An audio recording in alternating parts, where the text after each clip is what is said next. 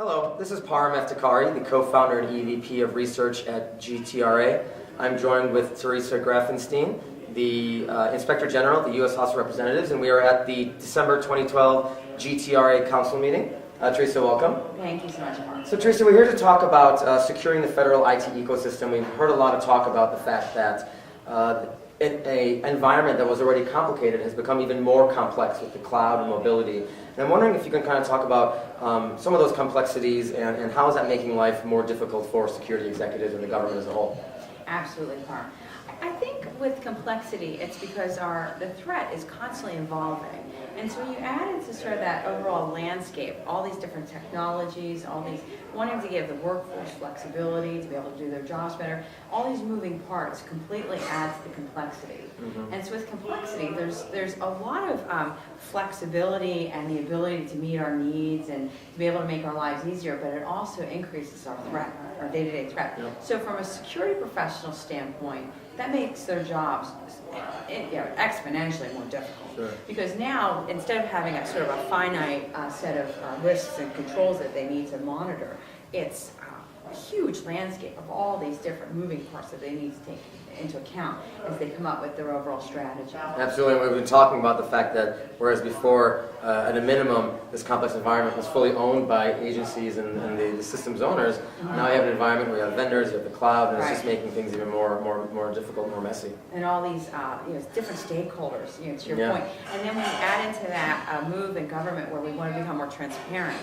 And so with transparency, there's a certain amount of risk with that because transparency means ease of accessibility. Yep. So how do we balance out, and that's what security professionals we sort of tackle every day is how do we balance out the need for accessibility, transparency with the need, the very real need to make our government secure. Absolutely. And so to that point then, what are some of the recommendations that you've heard or that you have for agencies and executives to begin to manage this new threat that exists because of the changing environment?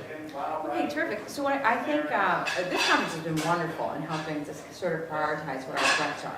And so one of the things I came to with here, as well as discussing with some of the professionals, some of the ways that they're tackling it, which I found very useful, is I think the best way is to kind of prioritize.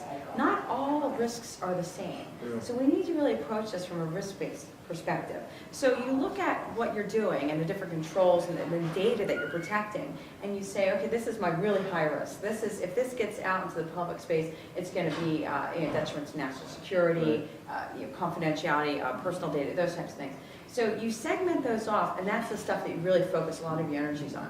Then maybe you have another area that's a moderate risk. And then you have others that, we put this out in the cloud, maybe outsource this to a cloud provider. So it's a matter of really kind of prioritizing and focusing your energies on things that are really important. But in order to do that, you have to have a real good understanding of what your data set is. I was just going to say that, yeah. Right. Our good friend, Dr. Ron Ross, talks about that, doing due diligence to understand what it looks like, what is your risk, and he spoke yesterday, I believe, on continuously monitoring your risk, right? Right, exactly. Because if you don't know what you own and what it is, you have no sense of what your risk is. Absolutely. So you have to really understand what your business is and what we're protecting. Sure, great tips. And lastly, you had some kind words to say about GTRA. I'm wondering if you could share with the audience, what are your views on our organization, and why do you think what we're doing is valuable for the federal community?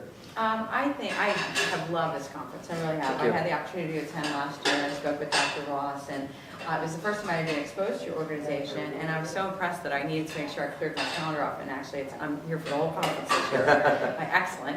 One of the things I think is so great is that it's you're dealing with other.